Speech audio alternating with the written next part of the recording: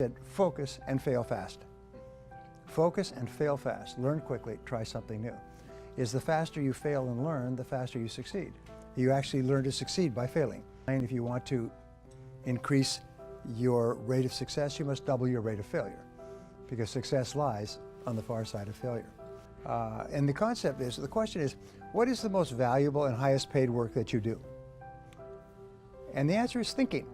Thinking is the most valuable work. Something is important if it has big potential consequences. And something is unimportant if it has low or no potential consequences. Number one reason for success is people focus on things that have high potential consequences.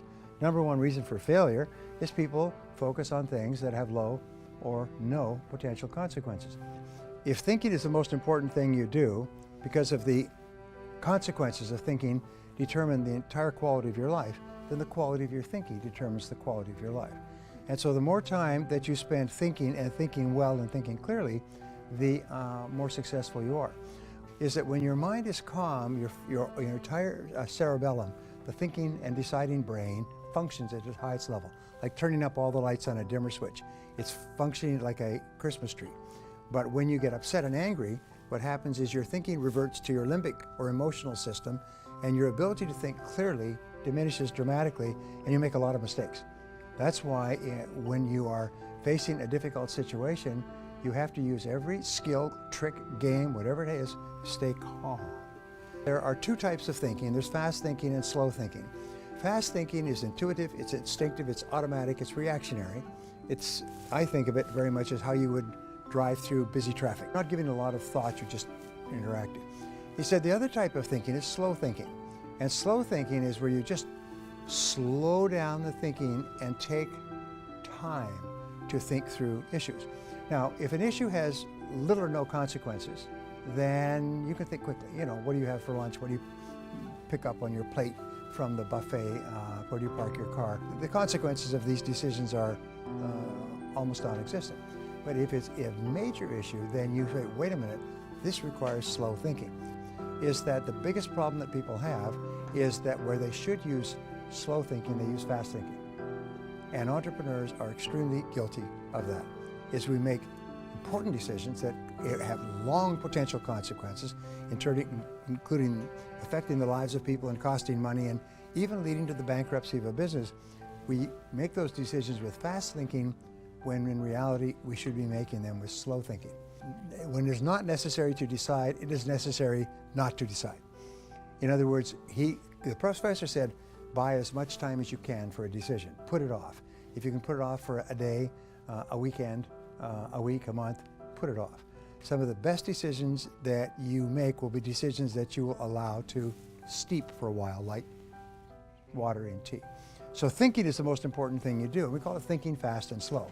So remember, anything that is important that has long-term consequences is a candidate for slow thinking. Discussing it with other people, sitting quietly, going for a walk, letting it ruminate in your mind, sleeping on it. You know, they say if it's a big deal, sleep on it.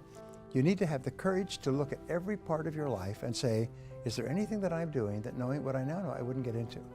And he said the number one rule for success in business, personal life, is cut your losses. When you realize you made a mistake, bad investment, bad hire, bad relationship, cut your losses quickly.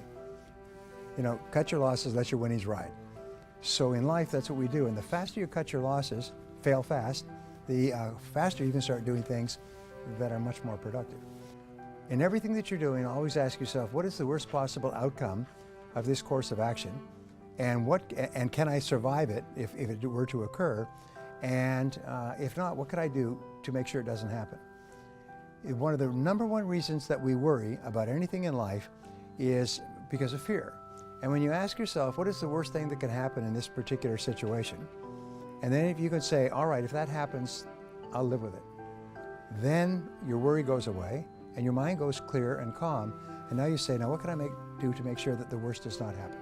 And then you become proactive and you take charge of your life. It says between you and anything that you want to accomplish, there's always a constraint, a limiting factor, or a choke point that sets the speed at which you accomplish your goal. Here's the point, is the way that you solve problems is simply to think about solutions. What are all the possible solutions? Be intensely solution-oriented. Don't allow yourself to get bogged down, negative, upset, unhappy about the problem and who did it. Focus on the solution and the actions that you can take. And when you start to think about the solutions, remember Helen Keller's wonderful line, when you turn toward the sunshine, the shadows fall behind you. When you start thinking about solutions, we could do this, we could do that, and you could do this, and I could do that, and we could do. When you start thinking about solutions, your mind goes calm, your creativity turns on like lights, you start to have more energy, you start to feel more confident, and so on. Thinking about problems makes you negative and shuts down your brain. Thinking about who's to blame is even worse. But thinking about what you can do and the actions you can take puts you back in charge.